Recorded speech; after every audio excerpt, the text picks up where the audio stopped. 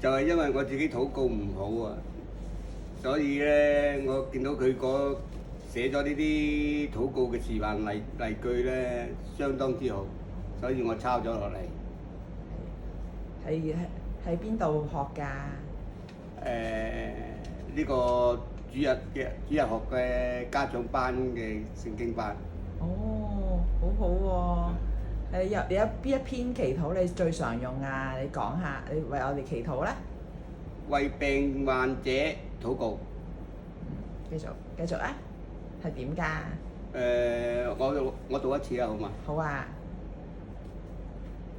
全能的天父，一切的權柄都屬於你，你有醫治大能，求神賜心靈的喜樂和平安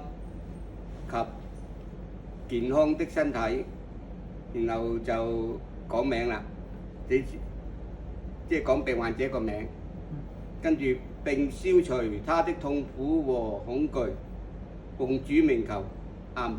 阿門！哇，你好叻啊！你而家有禱告嘅句子啊，可以咧為人禱告啊。我哋就係咁樣樣見到朱家林為牧者禱告啦。可唔可以反轉嚟睇下係點樣寫㗎？打開本簿俾我睇下，等我影下。哇！全部都係手寫㗎，大家望下。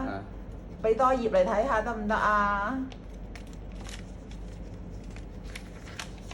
哇！好犀利啊！有晚禱㗎，哇！好犀利啊！